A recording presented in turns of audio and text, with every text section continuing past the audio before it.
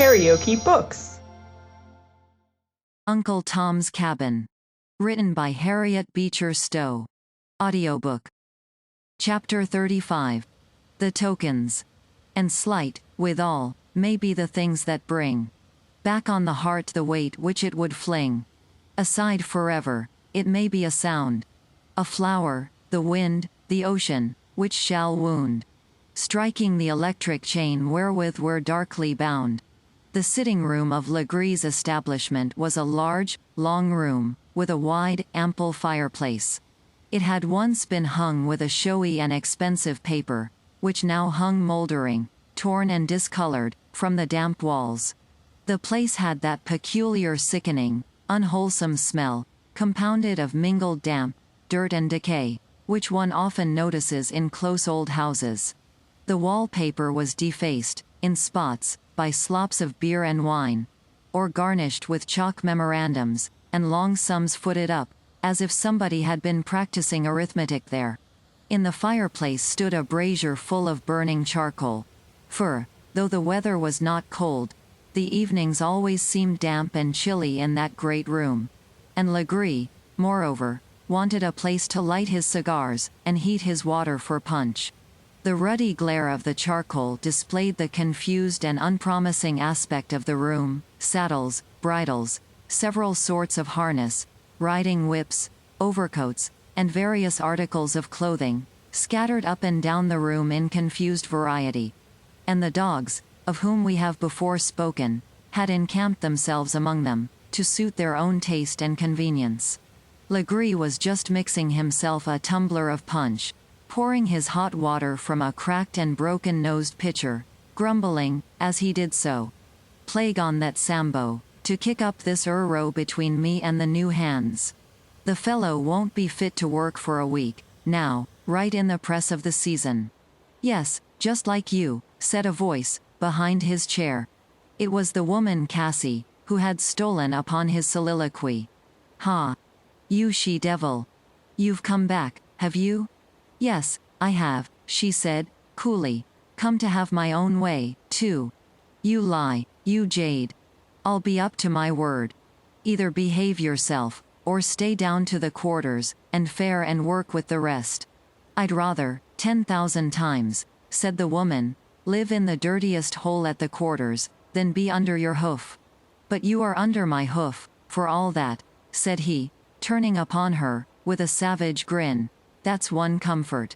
So, sit down here on my knee, my dear, and hear to reason," said he, laying hold on her wrist. "Simon Legree, take care," said the woman, with a sharp flash of her eye, a glance so wild and insane in its light as to be almost appalling. "You're afraid of me, Simon," she said, deliberately, "and you've reason to be. But be careful, for I've got the devil in me." The last words she whispered in a hissing tone, close to his ear. "Get out. I believe, to my soul, you have," said Legree, pushing her from him, and looking uncomfortably at her. "After all, Cassie," he said, "why can't you be friends with me, as you used to?" "Used to," said she, bitterly. She stopped short. A word of choking feelings, rising in her heart, kept her silent. Cassie had always kept over Legree the kind of influence that a strong, impassioned woman can ever keep over the most brutal man. But, of late, she had grown more and more irritable and restless, under the hideous yoke of her servitude, and her irritability, at times, broke out into raving insanity.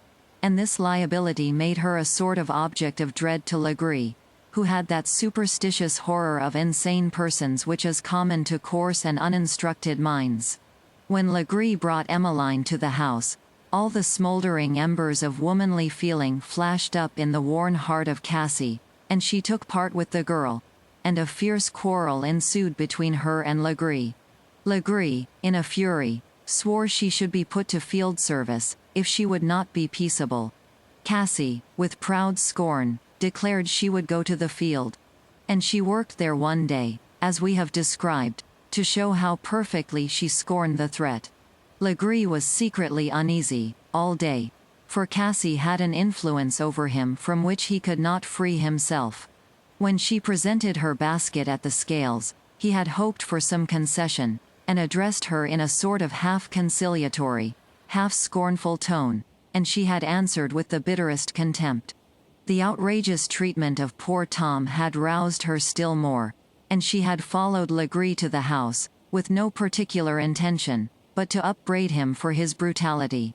"I wish, Cassie," said Legree, "you'd behave yourself decently. You talk about behaving decently. And what have you been doing? You, who haven't even sense enough to keep from spoiling one of your best hands, right in the most pressing season, just for your devilish temper.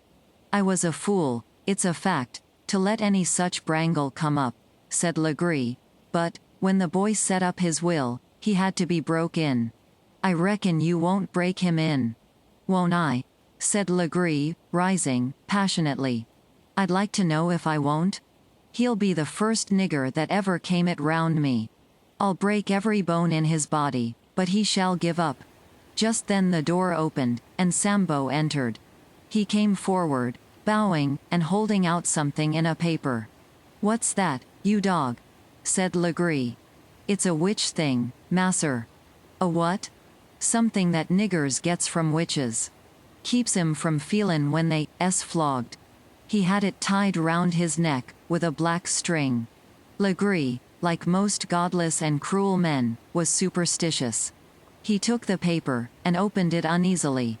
There dropped out of it a silver dollar, and a long, shining curl of fair hair which, like a living thing, twined itself round Legree's fingers.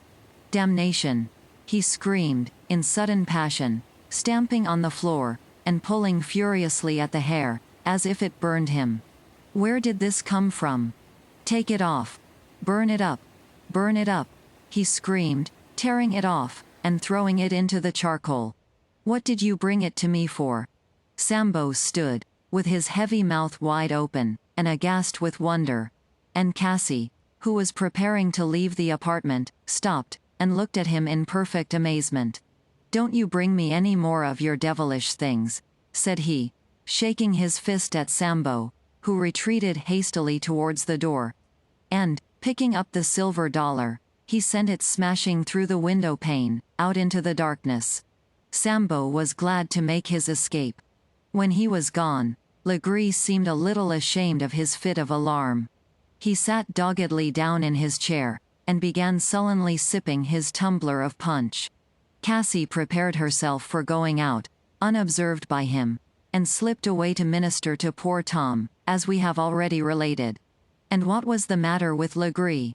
And what was there in a simple curl of fair hair to appall that brutal man, familiar with every form of cruelty?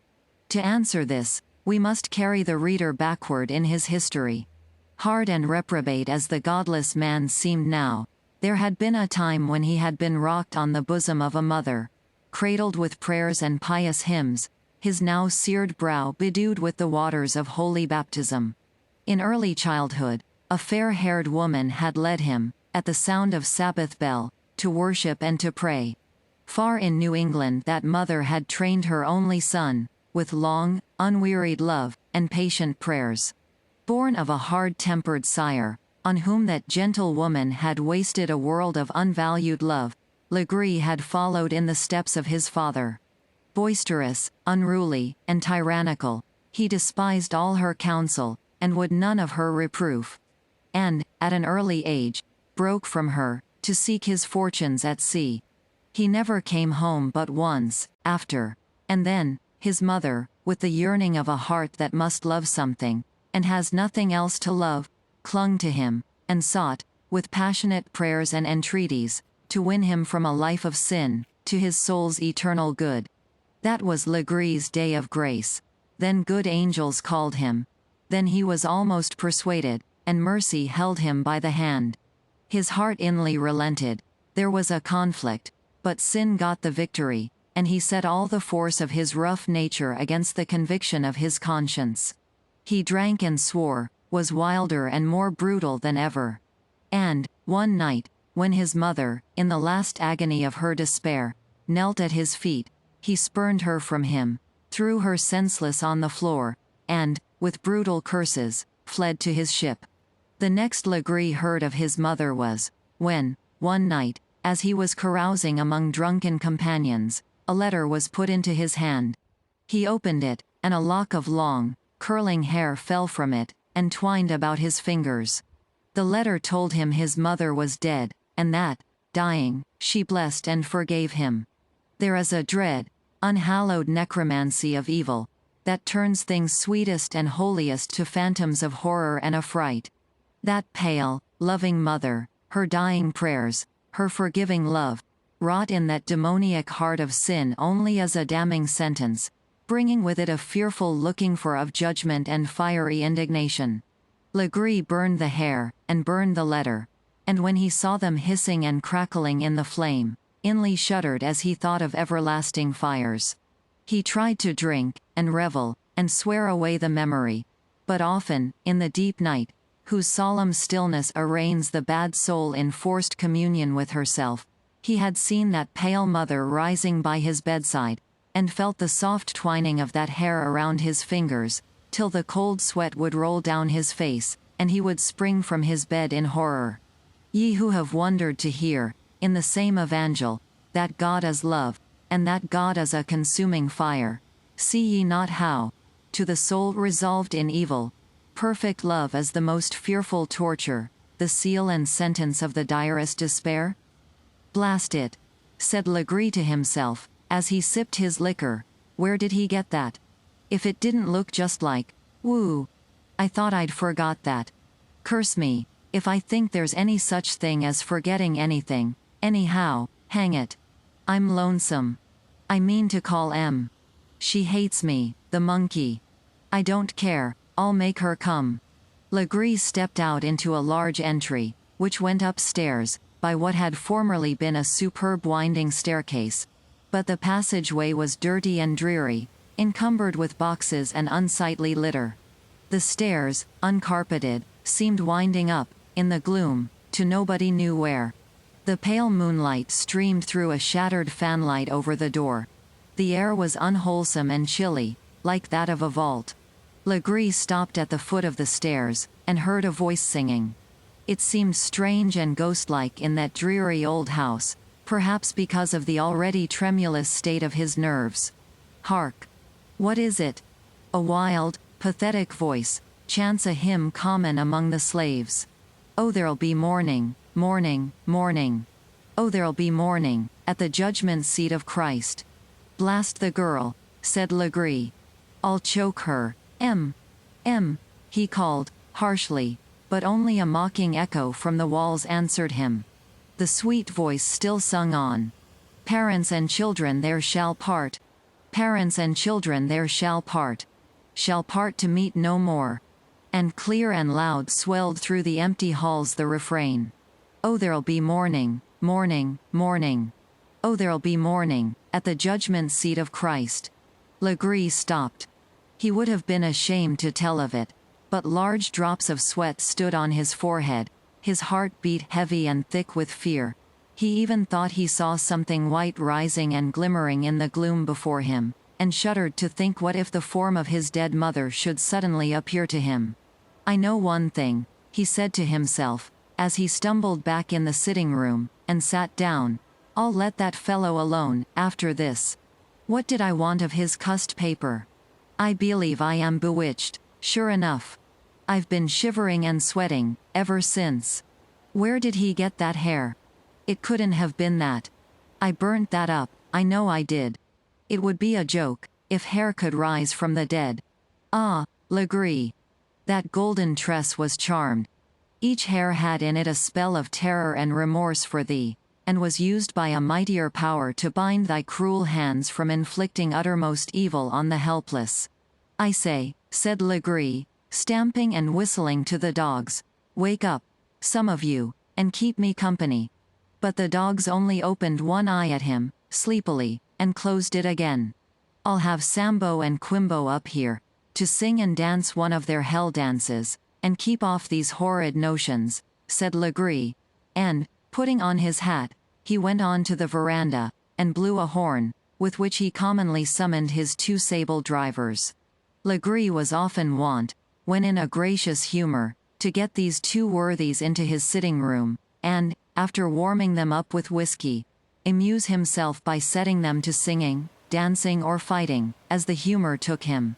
It was between 1 and 2 o'clock at night, as Cassie was returning from her ministrations to poor Tom, that she heard the sound of wild shrieking, whooping, hallooing, and singing, from the sitting room, mingled with the barking of dogs, and other symptoms of general uproar. She came up on the veranda steps, and looked in. Legree and both the drivers, in a state of furious intoxication, were singing, whooping, upsetting chairs, and making all manner of ludicrous and horrid grimaces at each other. She rested her small, slender hand on the window blind, and looked fixedly at them. There was a world of anguish, scorn, and fierce bitterness in her black eyes, as she did so. Would it be a sin to rid the world of such a wretch? She said to herself. She turned hurriedly away, and, passing round to a back door, glided upstairs, and tapped at Emmeline's door. KaraokeBooks.